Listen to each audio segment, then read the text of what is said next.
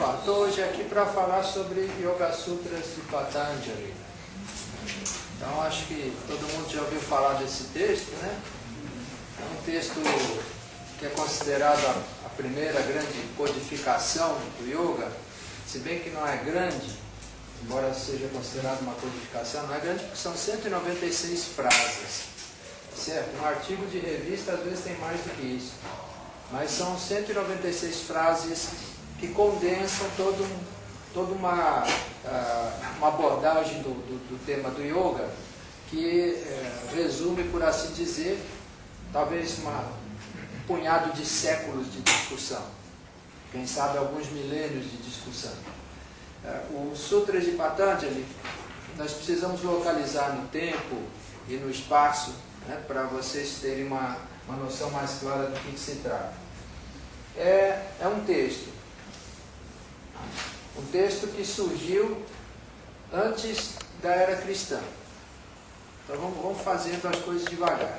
Vocês se lembram que existiu, nessa época mais remota, existiu uma literatura épica. A literatura épica envolve textos como o Mahabharata, né, dentro do qual está a Bhagavad Gita. Então vocês se lembram da Bhagavad Gita. Essa literatura épica vem praticamente junto com as crônicas do passado, que são os Puranas, que são textos que narram a origem do universo, as antigas dinastias dos reis, etc, etc. E essa literatura, ela é posterior a uma outra literatura, um outro perfil de textos, que são as Upanishadas. As Upanishadas são a última produção considerada ainda védica, ou seja, do período dos Vedas. Então, o Sutra de Patanjali vem num período que é um período de formulação filosófica. Então, é um texto filosófico. Só que o conceito de filosofia é um conceito ocidental. E essa qualificação do Sutra de Patanjali como um texto filosófico é uma qualificação nossa, do Ocidente. Nós achamos que ele parece mais ou menos como um tratado de filosofia. Só que o Sutra é, na verdade, um texto com a finalidade de memorizar um sistema. É um texto que apresenta a sistematização de um determinado assunto, que pode ser os assuntos mais variados. O Sutra não precisa ser sobre determinados assuntos, por exemplo, só sagrados, né? Pode ser de assuntos profanos mesmo, né? Pode ser de assuntos esdrúxulos. Todo mundo já ouviu falar do Kama Sutra, né? Que é um assunto que não tem nada de sagrado e tratado nesse texto de uma forma nada sagrada mesmo, né? Mas que é um tema poético, um tema da época, do momento em que ele foi escrito. Então, Sutra, na verdade, não é necessariamente nem filosófico, nem sagrado. A Sutra é um estilo de literatura condensada, que vem de uma raiz verbal que é siv, que significa costurar. O Sutra de Patanjali, eles aparecem, esse texto, esse conjunto de sutras, de aforismos, aparece aproximadamente, segundo a boa parte dos historiadores que falam sobre a literatura da Índia, aproximadamente no século II a.C. Tá? Isso varia muito de autor para autor, essa colocação. Como ele tem um estilo de sutra muito... uma linguagem, um vocabulário muito próximo do sânscrito clássico da era dos Gupta, por exemplo, que é depois de Cristo. Alguns dizem que ele foi escrito 3 ou 4 séculos depois da era cristã. Então, já durante a nossa era atual. É muito improvável que isso tenha acontecido. É muito improvável. Isso romperia toda a lógica, toda a cadência da história da literatura do yoga. Então, o mais provável é que ele tenha aparecido um pouco antes do que os 2 séculos antes de Cristo, que normalmente se atribui a ele. Ele provavelmente nasceu 4 a 5 séculos antes de Cristo, antes da era cristã. Provavelmente as partes mais antigas, o início dele, começou a ser escrito por volta do século V ou século VI antes de Cristo. E a última parte, ou seja, o último capítulo, veja, nós estamos falando de capítulos, mas são 196 frases só, né? São capítulos na média de 50 frases cada um. Então, o último capítulo teria sido escrito depois da mensagem de Siddhartha Gautama, depois do surgimento do budismo, porque parece até uma resposta, né, um complemento né, um adendo do tipo, ops, esqueci disso, então, uma explicação para que o hindu não se afastasse do hinduísmo, do Sanatana Dharma, em favor do budismo. Ele é considerado, o Sutra de Patanjali é um texto considerado ortodoxo, tá certo? Um texto que não rejeita o brahmanismo, que não é considerado pelos brahmanes como uma heresia que os incomode. Então, é um texto que deve ter sido escrito então, ao longo de um certo período, provavelmente não pela pena de um único autor, mas por várias mãos, sendo que a última partezinha dele, ela tem a noção, a ideia, a aparência, vamos dizer assim, de uma resposta, ainda que tardia, no caso, ao budismo. Então, esse texto localizado no tempo, nós precisamos localizar na origem do assunto. Como é que se conhece, qual é o nome que normalmente se dá ao Yoga de Patanjali? Se dá vários nomes, né? Todo mundo conhece alguns desses nomes? Hã? Um de cada vez? Raja Yoga. Raja Yoga é um dos nomes mais comuns que se dá para essa linha de apresentação, esse tipo de apresentação do conceito de yoga. Mas também é conhecido como Ashtanga Yoga. Ashtanga porque Ashta é 8, Anga é parte do corpo, membro, né? Então, o yoga dos 8 membros, ou também conhecido por alguns outros nomes que são menos populares, mas de qualquer jeito, quando se fala simplesmente yoga, quando se fala apenas a palavra yoga, quase sempre estamos nos referindo ao yoga codificado por Patanjali. Tá certo? Qual é a importância dessa codificação, então? Primeiro ponto importante dessa codificação é que, pela primeira vez na história da literatura do yoga, ele não é um assunto complementar, ele é o assunto principal de uma obra. Então, essa é uma obra que foi escrita sobre yoga.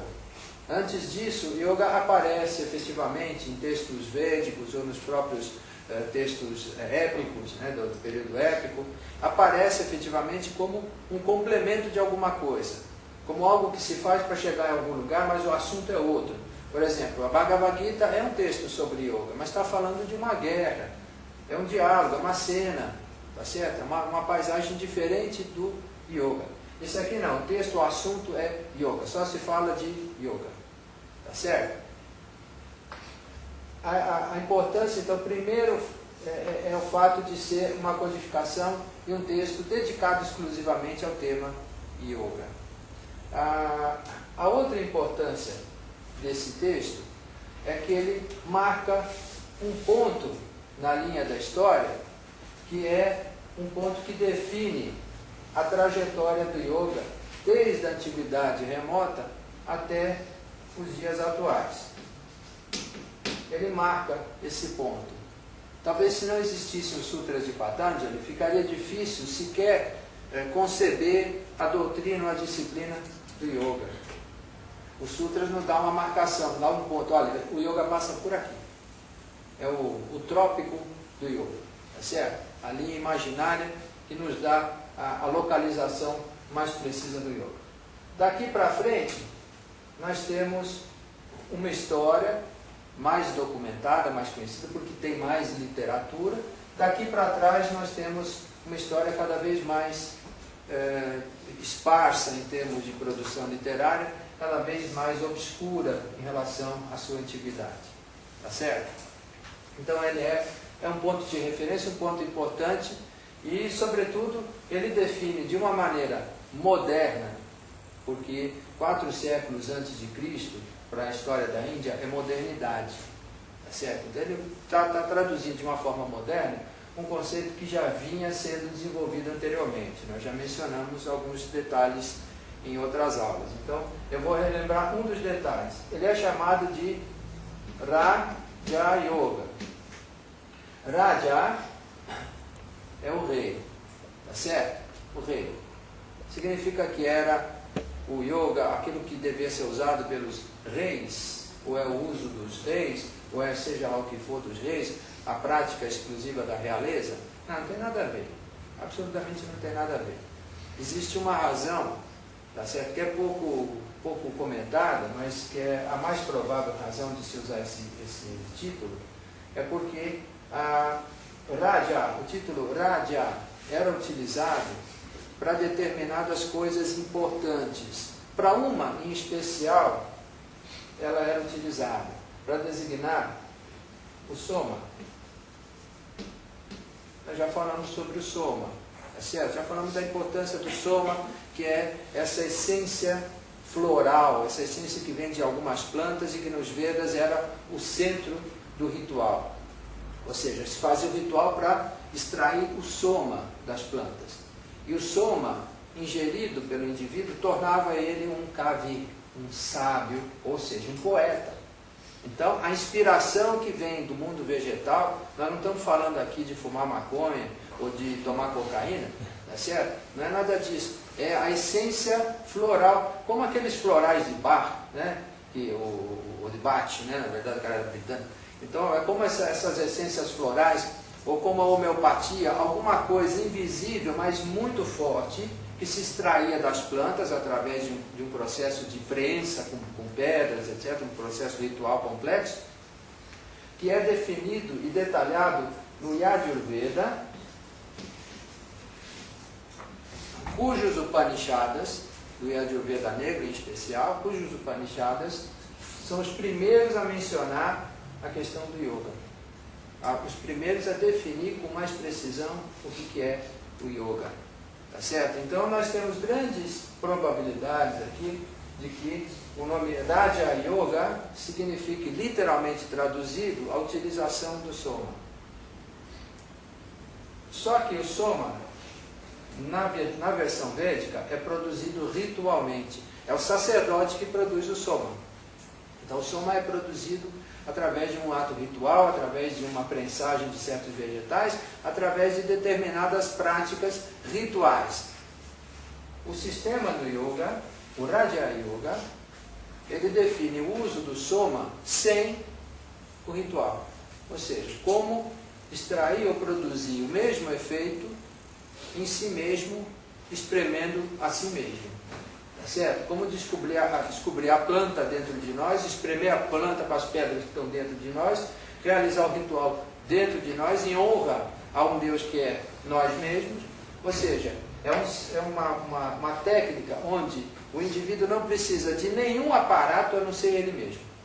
E não precisa da ajuda de ninguém que não seja ele próprio.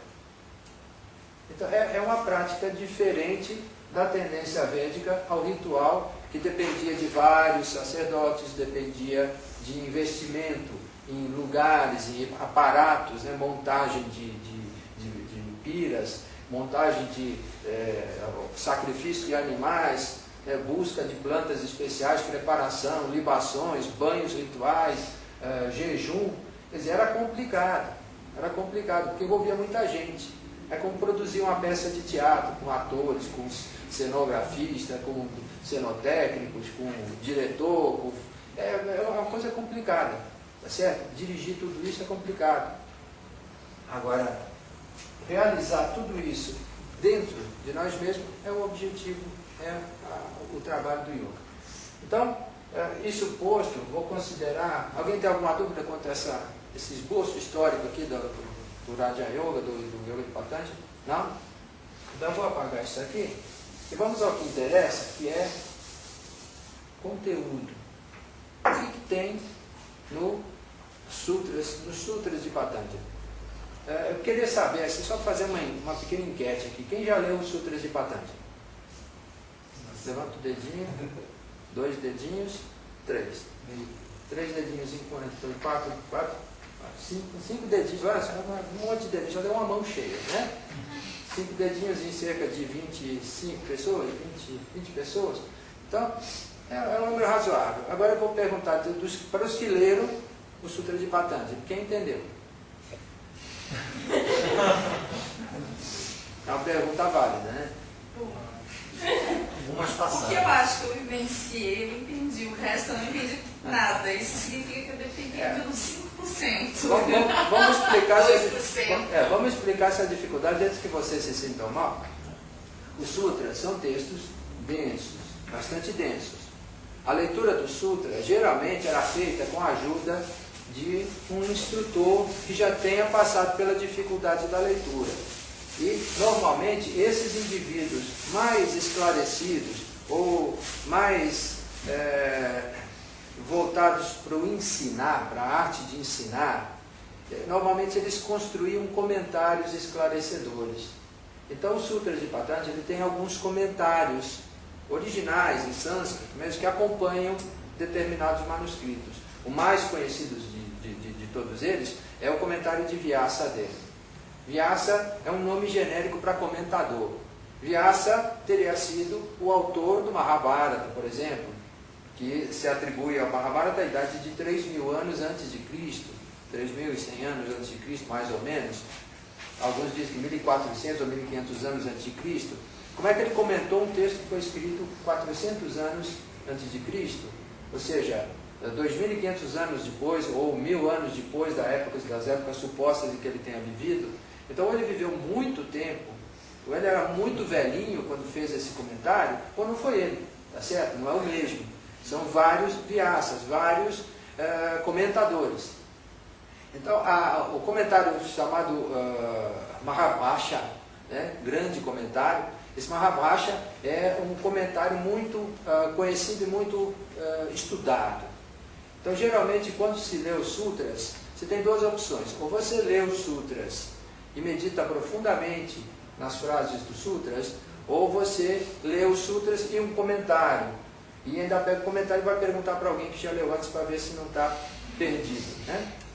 Porque é realmente um texto denso e um pouco difícil para quem está começando, especialmente para quem não tem familiaridade com a língua, com a cultura sânscrita.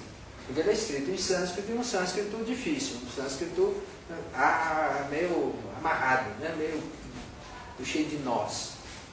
Ora, no entanto, ele tem uma linearidade em que cada linha, cada frase puxa a seguinte. Cada frase está amarrada e encadeia um raciocínio, uma lógica, que se prende à frase seguinte. Então, apesar de ser denso, ele não é desconexo. E se vocês observarem bem, grande parte das traduções dos sutras são desconexas. As frases não se encaixam. Uma frase diz uma coisa, a frase seguinte parece que está falando de outra coisa diferente. Então, isso significa que houve uma falha no processo de tradução. A tradução ela precisa ser encadeada, tá certo? Porque essa é a ideia do sutra, uma frase vai puxando a outra, porque a ideia era memorizar assim, eu decoro a primeira frase, depois amanhã eu repito a primeira e decoro a segunda, depois eu repito a primeira, a segunda e decoro a terceira. Então eu vou aprendendo elas na sequência, e na sequência eu vou entendendo o sistema. Então os sutras de Patanjali, apesar de difíceis de se ler, eles são bastante simples na sua estrutura, bastante simples na sua apresentação do sistema como um todo. Então eu vou apresentar para vocês o resumo, né, desse conteúdo, de que forma que esse conteúdo aparece nos sutras, tá? De que forma que esse conteúdo pode ser acessado por vocês. A dificuldade essencial com essas traduções que a gente tem, na maior parte das traduções, é que elas são traduções comentadas, mas não comentadas originalmente por yogis. São comentadas por tradutores modernos, comentadores modernos, muitos dos quais estão, na verdade, defendendo a sua tese pessoal sobre o assunto, e não tentando esclarecer ou entender o que o autor originalmente queria dizer com aquilo que ele escreveu. Então vamos lá. Os sutras são repartidos em 4 conjuntos de aforismos, 4 padas. Os pada é perna. Pada é perna. Então, ele é dividido em 4 pernas. Era muito comum na literatura sânscrita. Existem algumas palavras técnicas que são engraçadas. Textos divididos em 4 partes, muitas vezes essas partes eram chamadas de pernas, porque era como um cavalo, ou um boi, uma vaca, né? Tem 4 pernas, são os 4 pontos de apoio do texto. Então, os sutras têm 4 padas, ou seja, 4 pernas. A primeira perna dele, o primeiro capítulo dele, é um capítulo que trata de um assunto que vocês já ouviram falar um monte de vezes. Provavelmente já fizeram, já praticaram um monte de vezes, que é o Samadhi.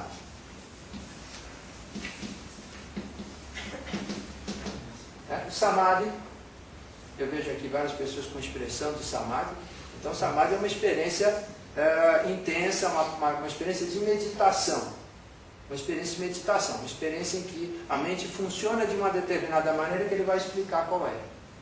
Então ele precisa, nessa primeira parte, ele sentiu a necessidade de explicar o que é o Samadhi. Eu vou perguntar para vocês na concepção do Patanjali, tá certo? Eu não vou perguntar na concepção do fulano, beltrano, ciclano de hoje, mas na concepção de Patanjali. Vocês sabem qual era o objetivo do yoga? Qual era a meta? Yoga O que significa? Cessação das ondas mentais.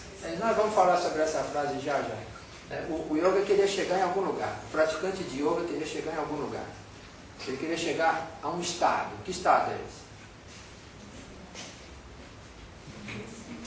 Eu já ouvi muita gente falar que o yoga é alguma coisa que leva ao Samadhi. Está certo isso? Sim. Sim, é o objetivo. Na verdade é o seguinte: Samadhi é a condição que permite a prática do yoga. Tá certo? O Samadhi não é o destino do yoga. O Samadhi é aquilo que permite a vocês realizar o yoga. Então o Samadhi não é a meta final, é a meta inicial. Tá? Isso é uma coisa que Patanjali deixa claro. Ele deixa claro a maneira dele, né? Intrincado, meio cheio de nós, mas ele deixa claro.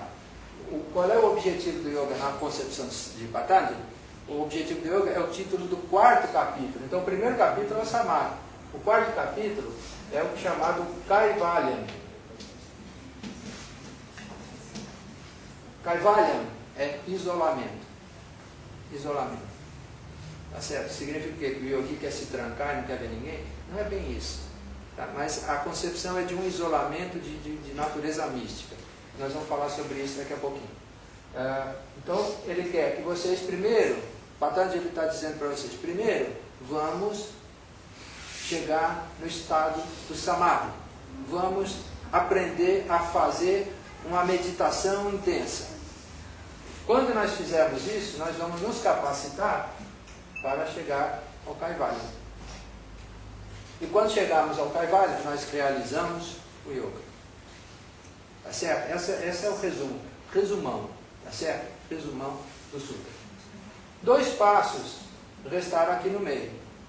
O primeiro passo é a demonstração. Vou traduzir aqui. Demonstração. É uma palavra, na verdade é sadhana. Sadhana é a prática que se faz, que demonstra para si mesmo, não para os outros, para si mesmo que você está fazendo a coisa certa. É conhecido também como a realização do yoga, o fazer do yoga, ou seja, criar yoga. Tá?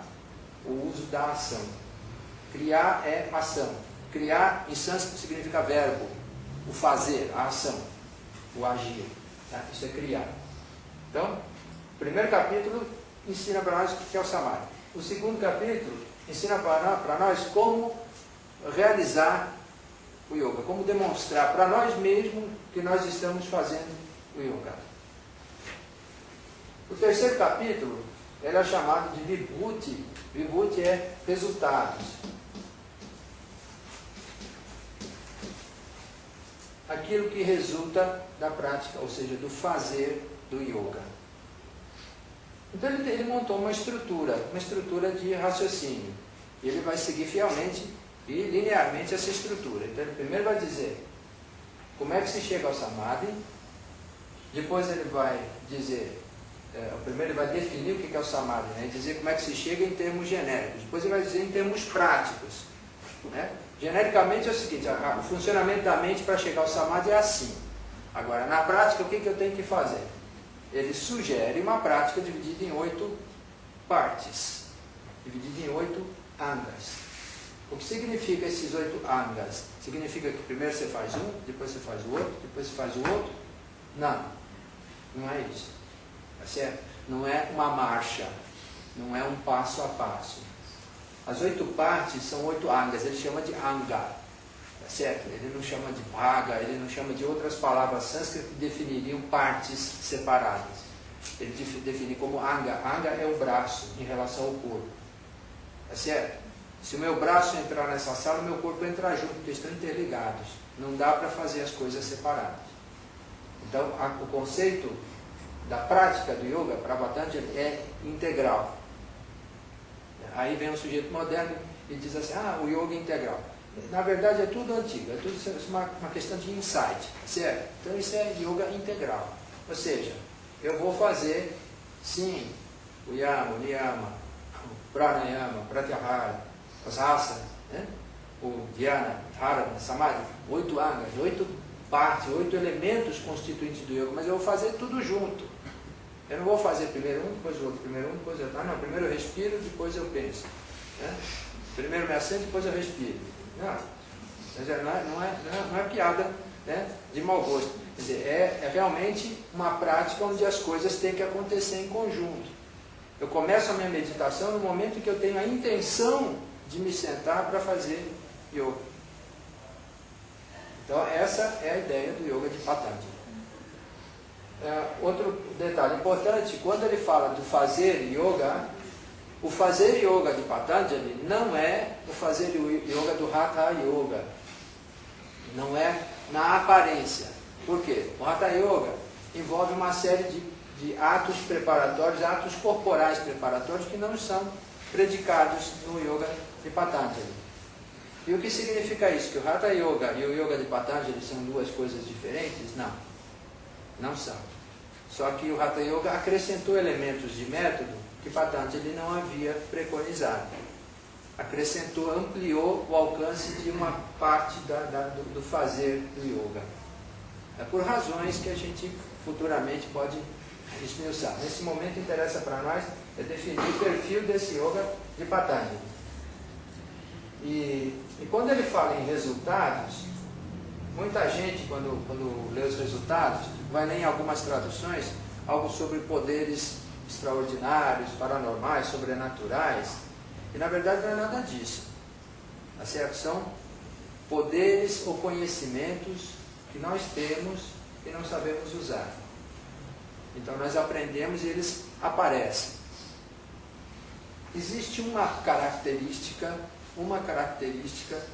que é típica de uma pessoa que desenvolve corretamente a prática do yoga. Existe uma característica. Essa característica é a graça. Não é que a pessoa fique engraçada, ela fica graciosa. Certo?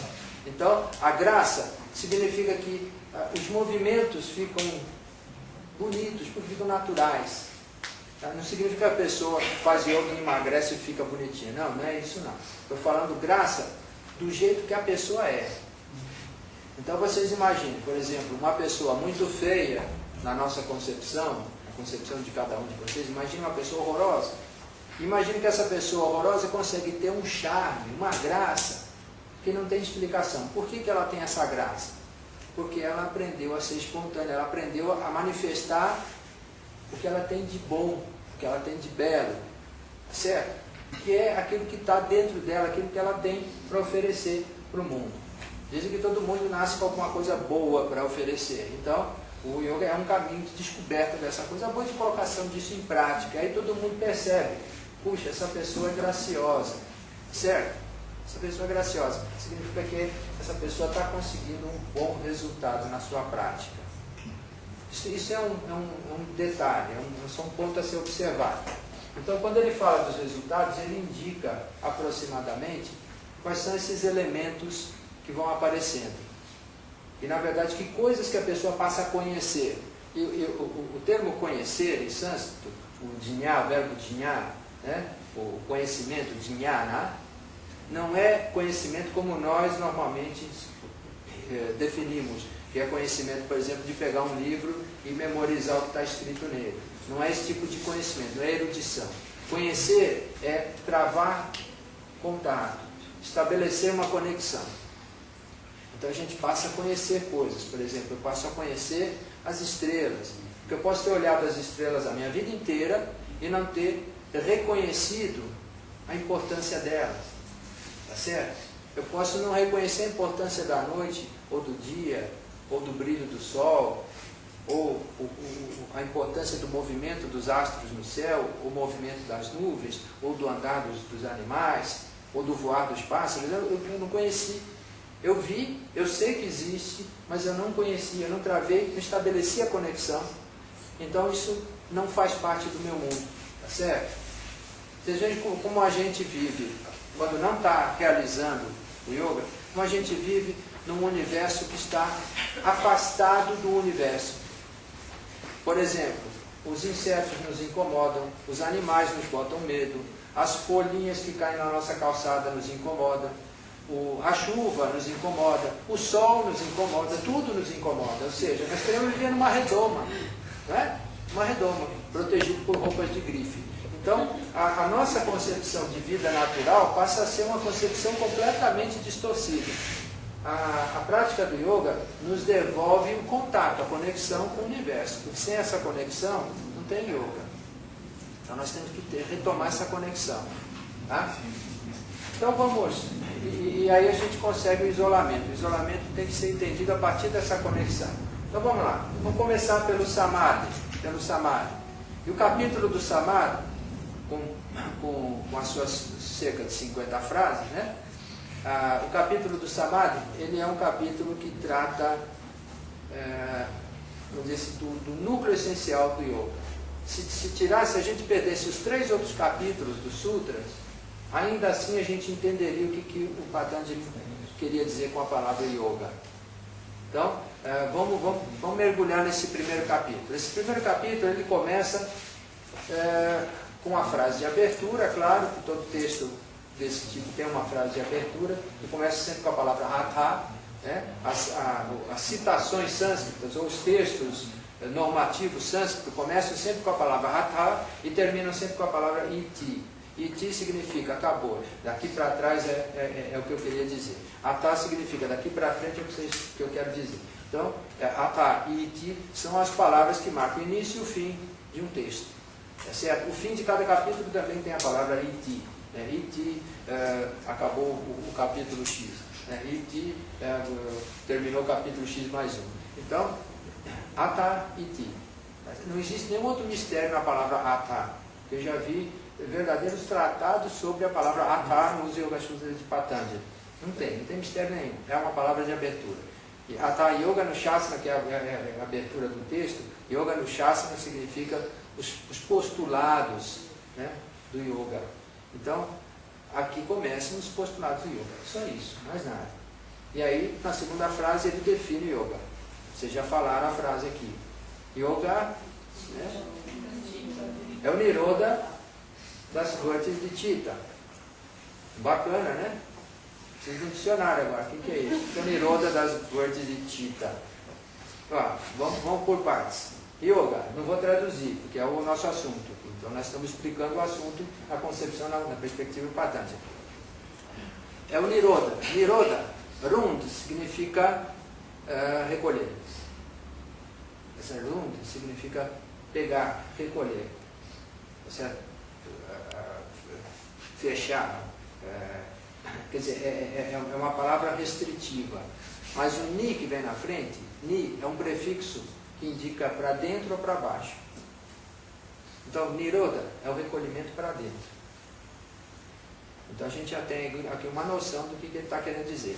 Então, alguma coisa está fora, ele está dizendo que tem que trazer para dentro. Tem que recolher. Tá certo? É que nem a gente lava a roupa, bota no varal, está na rua. Vai chover, então tem que recolher. Nirodha. Certo? Então, vão recolher as roupas, senão vai molhar.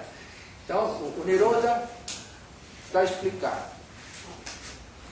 Nirodha é o quê? Vamos recolher o quê? O que são as roupas que estão penduradas no varal? São Vrti. Né? Vrti. Vrti significa ocupação, atividade. Quando eu arrumo um emprego, eu arrumei um verti, arrumei uma ocupação, arrumei uma atividade. Quando eu saio para fazer um trabalho voluntário, eu estou fazendo verti, uma ocupação. Então, verti é ocupação. Mas o verbo vert é um verbo que significa girar, ou desenrolar, ou rolar. Então, por exemplo, se eu estou jogando futebol no alto de uma colina, e a bola corre e desce a colina, verti. Tá certo? Ela rolou. A lágrima correu pela minha bochecha, verti. Ela está rolando. Né? A serpentina eu joguei no carnaval, ela desenrolou todinha, verti. Então vocês já viram que a palavra verti tem um monte de possíveis entendimentos. Qual deles era intencionado por Patanjali? Provavelmente todos eles. Tá? Os sutras, eles têm essa característica difícil na tradução, porque eles dão leituras distintas, que são todas elas compatíveis com o assunto. É isso que é difícil, porque não dá para traduzir, você tem que ler e entender no original, entender o alcance das palavras. Então, alguma coisa se desenrola, alguma coisa se espalha, alguma coisa rola, alguma coisa sai para fora e nós temos que recolher. Mas sai para fora de onde? Sobrou uma palavra só, chita. Né? O que é chita?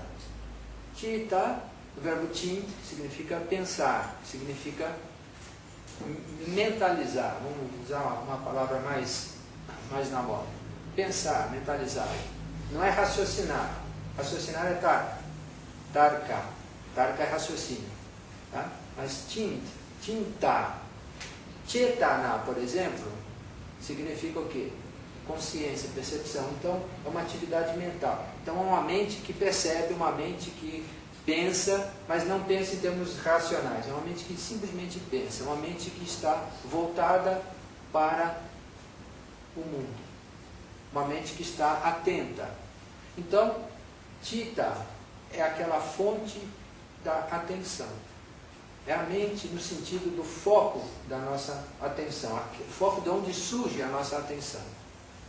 Tá? É a palavra mais próxima de espírito, do nosso conceito de espírito, né? Aquilo que caracteriza a pessoa que nós somos, dentro da concepção do yoga. É um eu que percebe. Isso é Chitta, na concepção do yoga. Então, Chitta espalhou alguma coisa para lá de fora e precisa recolher. Então, o recolhimento dessas coisas que saem para lá de fora é o yoga. Então, a mente espalhou alguma coisa e nós vamos recolher, e isso é yoga. O que a mente espalha para fora? O que a mente joga para o lado de fora que precisa ser recolhido? Alguém tem alguma ideia?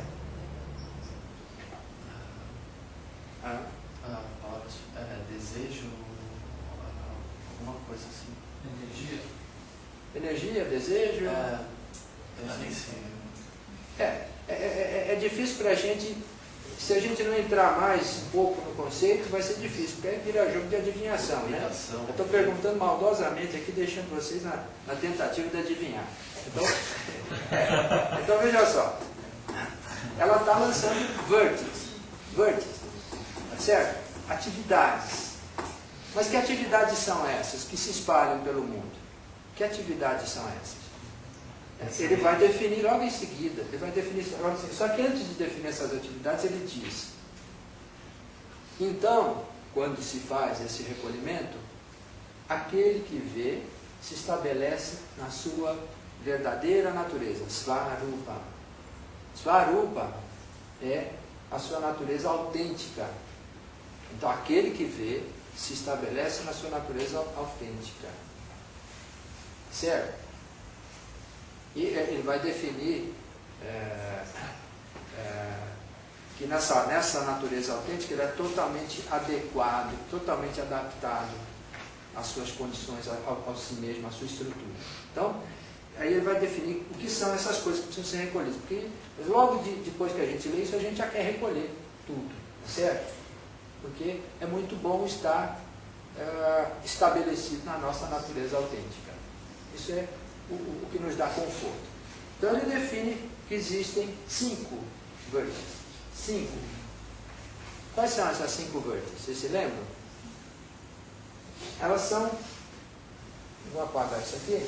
Todo mundo sabe que são 4 capítulos. Então vamos lá. A primeira vértice, ela é chamada Pramana.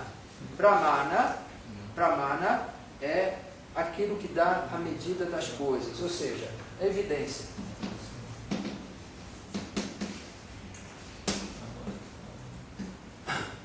Depois, a segunda vértice é Viparyaya. Viparyaya é a tradução mais adequada, seria inventividade.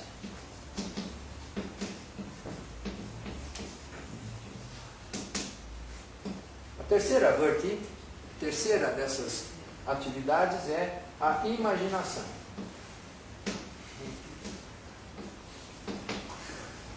A quarta dessas atividades é o sono. E a quinta dessas atividades é a memória. Então veja só, evidência, inventividade, imaginação, sono e memória. Esse sono é o sono com sonhos. Certo? A ideia do sonho que produz sonho, tem o potencial dos sonhos. Tá?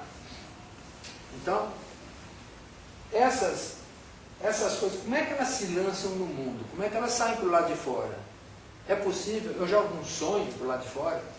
Eu jogo uma memória? Eu esqueci minha memória no chão? Não, alguma coisa tem que explicar o que é essa conexão. É fácil entender essa conexão. Na verdade, é bastante fácil entender essa conexão, porque essas atividades só acontecem quando nós estamos nos relacionando com o mundo externo. Só é evidente para mim um objeto alheio a mim mesmo. Ele se lança para mim e eu avalio as suas dimensões, estabeleço para ele uma figura. A inventividade também acontece baseada em objetos externos, objetos reais. Por exemplo, eu olho para um toco de madeira e consigo fazer cortes nele e construir uma caixa. Isso é inventividade. A imaginação também parte da minha relação com o mundo externo. Mas aí eu, sem fazer contato necessariamente com o objeto existente, eu concebo como é que eu posso trabalhar materiais e criar alguma coisa que não existe. O sono me dá uma relação em que eu saio de mim mesmo, tá certo? Eu posso até me observar de fora, onde eu perco as referências e mergulho no mundo de uma forma diferente da forma da vigília.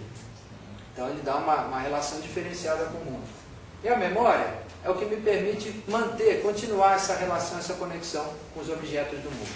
Então veja bem, eu preciso do mundo para sonhar, eu preciso do mundo para lembrar, eu preciso do mundo para inventar, eu preciso do mundo para imaginar, eu preciso do mundo para ter evidências. Tudo isso estabelece relações com o mundo.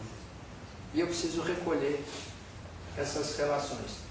Tá certo? Me desconectar dos objetos. Alguém falou em desejo, né? Então, eu observo um objeto e guardo por esse objeto um desejo. Tá certo? Esse desejo me amarra a esse objeto. Me prende a esse objeto. Então, o objeto pode me trazer o desejo e, com isso, todas as relações que eu vou ter com esse objeto vão ser relações que vão produzir sofrimento. Porque o desejo produz sofrimento. Tá certo? O desejo produz sofrimento. Por que produz sofrimento? Por que o desejo produz sofrimento? Isso é um assunto para poetas, tá certo? Mas o desejo produz sofrimento porque é difícil de satisfazê-lo. O desejo é algo que nunca está satisfeito. Quando a gente satisfaz um, aparece outro. Quando a gente satisfaz o outro, aparece mais outro. E assim por diante. Eles são um verdadeiro exército, né, de forças que nos empurram para o mundo e que nos prendem ao mundo. Então, se diz no Sutra de Patanjali que essas 5 vértices, essas 5 atividades, acontecem com sofrimento ou sem sofrimento. Ou seja, com apego ao mundo, com vinculação aos objetos do mundo, com desejo, certo? Com ódio, ou seja, com causas de sofrimento ou sem causas de sofrimento. Ou seja, eu posso me relacionar perfeitamente com os objetos do mundo e não ter desejo. Tá certo? Não ter ódio, apego, desapego. Aí a gente lembra daquele diálogo da Bhagavad Gita, né? Do fazer para cumprir o seu dharma, para manifestar o Svadharma. Aqui ele está falando do Svarupa, que é muito semelhante à ideia. Ou seja, na minha forma autêntica eu tenho desejos puros, pensamentos puros, ações puras, tá certo? E essas ações são benignas, são boas, benéficas, são saudáveis, recomendáveis. Ora, essas ferramentas, essas atividades que a mente utiliza para nos permitir uma relação com o mundo, precisam ser recolhidas. Quando a gente recolhe, estamos fazendo yoga. Tá certo? Há um processo de depuração que vai ser feito aqui. Nós vamos falar já já sobre isso. O que acontece em seguida? Ele diz que, para que nós possamos fazer esse recolhimento, há dois pilares, há duas colunas mestras. Duas coisas, dois pontos de apoio da prática do yoga. Primeiro ponto de apoio, abhyasa, disciplina. Segundo ponto de apoio, vairagya, desapego. Então, disciplina e desapego. Sem disciplina e sem desapego não tem yoga. Tá certo? Não tem yoga. Então, Patanjali está sendo muito duro até, né? Ele está sendo exigente. Embora quase todo mundo aqui seja, como quase todo brasileiro, como quase todo mundo no mundo, seja desapegado, quase sempre, né? Desapegado e extremamente disciplinado. Né? Nós somos disciplinados, né? Por natureza. É de berço isso. A gente aprende desde criança a ser disciplinado e desapegado. Pobres de nós. Mas o fato é que o desapego e a disciplina são exigências básicas do yoga. Tá certo? Quem quer praticar yoga pode começar comprando uma agenda para se organizar. Porque nós somos bagunçados, nós somos desorganizados, nós somos desatentos. Então, eu costumo recomendar essa técnica da agenda, né? Monta uma agenda, só escreve na agenda aquilo que você vai poder fazer, tá certo? Isso é disciplina. Eu não vou anotar os 45 compromissos pendentes que eu tenho, que eu venho guardando há 3 anos e não consigo fazer nunca, né? Botar tudo na agenda, porque eu vou ficar maluco, eu vou ficar angustiado. Então, monta a agenda, bota aquele compromisso de hoje, né, que você acha que dá para fazer hoje, e faça, e depois vai lá na agenda e risca ele da sua lista. Isso é uma maravilha. Isso é um samadhi. Isso é um êxtase. É o êxtase. Então nós precisamos da disciplina. E sobretudo nós precisamos do desapego. Vai lá. Porque o desapego nos permite uma coisa interessante. Nos permite perceber as coisas do jeito que elas são. Tá certo? O apego nos dá uma visão do mundo que é uma visão reflexiva, nossa. A gente tem valores, a gente observa o mundo com o prisma, com a cor, com os óculos desses valores. E se a gente se desapega desses valores, a gente enxerga o mundo com olhos muito mais abertos, muito mais sensíveis à realidade. Tá certo? Então nós precisamos do desapego. Tudo bem que a coruja acha os filhos dela bonitinhos, outros acham horrorosos, né? É óbvio que esse tipo de perspectiva não vai se perder, mas estar desapegado significa reconhecer efetivamente os méritos dos outros, reconhecer os direitos dos outros, reconhecer o equilíbrio que é preciso ter no mundo, que não é o equilíbrio tudo para mim e nada para os outros, é o equilíbrio de que se todos tiverem um pouquinho, todo mundo fica feliz, tá certo? Isso é um desapego. Se eu puder repartir, se eu puder distribuir, eu ganho muito mais do que se eu ficar acumulando, retendo para mim, só para mim. Isso produz sofrimento, para mim e para os outros, tá certo? Então, nesse sentido, ele vai caminhando numa direção ética, mas ele sobretudo caminha nessa direção de dizer para a gente, vamos nos desapegar e vamos criar uma disciplina para a gente ter acesso a algo que pode ser conhecido de uma forma diferente. Porque a proposta do Yoga de Patanjali é ensinar a gente a conhecer o mundo, a travar um contato, uma conexão com o mundo diferente daquela que nós já temos. Tá certo? Vamos ver o mundo de um jeito diferente. O mundo vai ser, então, sampradnyata, ou seja, conhecido intensamente. E onde houver esse conhecimento intenso, onde houver esse contato intenso, essa relação intensa, aí vocês vão encontrar o indício, ou seja, aí vocês vão encontrar o fio da meada que vai levar vocês até o Samadhi. Tá? Então é aí que o Patanjali vai prender o nozinho, tá certo? Que vai trazer vocês direto para o Samadhi. Direto. Sampradnyata, essa é a palavra mágica. Sampradnyata, ou seja, Dnyata é o conhecido, Sam é intenso, Pra é em direção. Sampradnyata significa alguma coisa para a qual o nosso conhecimento, o nosso ato de conhecer se dirige. Tá certo? Isso é o intensamente conhecido. Intensamente conhecido é algo que nós traduziríamos talvez pela palavra espanhola vivência, né? Então, aquilo que se vivencia é Sampradnyata. É algo que a gente conhece intensamente. Tá certo? Ele passa, ainda no primeiro capítulo, ele passa por uma série de elucidações do conceito do Sampradnyata. Apenas para informar para a gente que esse Sampradnyata nos põe em contato com o Purusha. O Purusha. O que é o Purusha? Purusha, vamos lembrar que o sistema do Yoga não é uma proposta de um sistema filosófico. Existe um sistema filosófico mais próximo daquilo que a gente chama de filosofia, que é o Sankhya. Tá certo? O Sankhya teria sido composto por um sábio chamado Kapila, e Kapila teria vivido por volta do século VII, VIII antes de Cristo, segundo a história oficial. Tá? Então Kapila constituiu um sistema que diz que o universo tem a matéria, Prakriti, que é a grande mãe de todo mundo, é o aspecto feminino da natureza, que é aquela que faz tudo. E o Purusha, que fica só observando. Certo? O Purusha perturba a Prakriti. Então veja que coisa interessante. Ela é o aspecto feminino da natureza, ela trabalha com a barbaridade, e o aspecto masculino fica só olhando e perturbando. Certo? Isso não é um discurso feminista.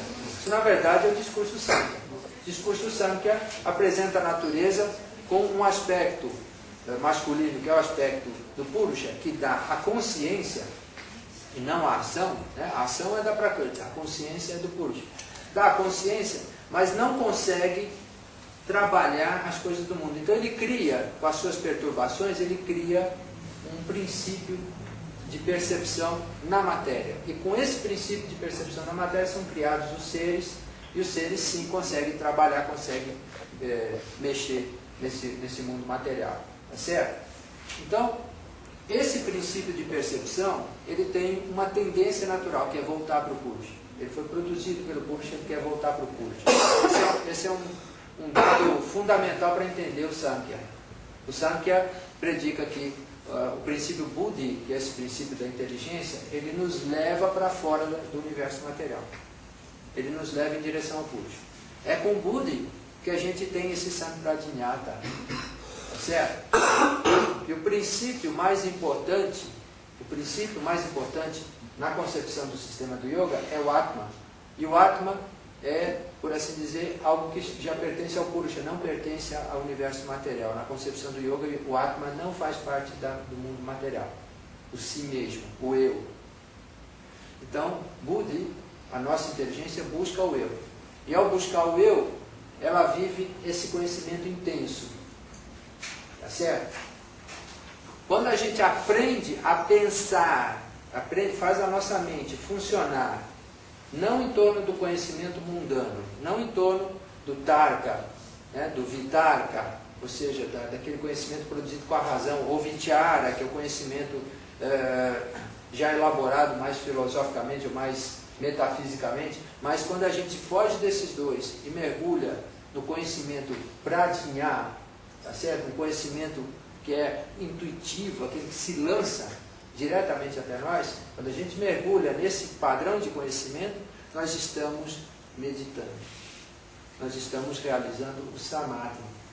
Tá? O verbo dhi é pensar, meditar. Então, Samadhi é intenso, sam, reflexivo, para si mesmo, de pensar intensamente em si mesmo ou por si mesmo. Tá certo? Esse é o Samadhi. Então o Samadhi é aquele estado em que a gente está pensando intensamente, e pensando no quê? Em algo que o pensamento vulgar não alcança. Nós estamos mergulhando em cima do Sampradhyāta, ou seja, pensando vivencialmente. Pensar vivencialmente é algo que não tem como explicar, só dá para fazer. Tá certo? Então, ele ainda nesse primeiro capítulo, ele dá uma fórmula. Ele diz assim: quando você foge da razão, do pensamento intelectual, e nega tudo aquilo que o pensamento intelectual está produzindo, e quando você nega até mesmo a negação do pensamento intelectual, e quando você avança um pouquinho mais e pensa de uma forma mais abstrata, faz um pensamento mais metafísico, né, mais abstrato sobre o universo, e depois você nega até mesmo esse. Então, quando você nega todos os níveis de pensamento, ainda assim você continua pensando, não é verdade? Então, é o que ele diz: esse processo de ir negando as coisas mais concretas do seu pensamento, por exemplo, primeira coisa que eu vou negar, minha fala, porque minha fala é muito concreta, tá certo? A gente tagarela, geralmente a gente fala e não diz nada.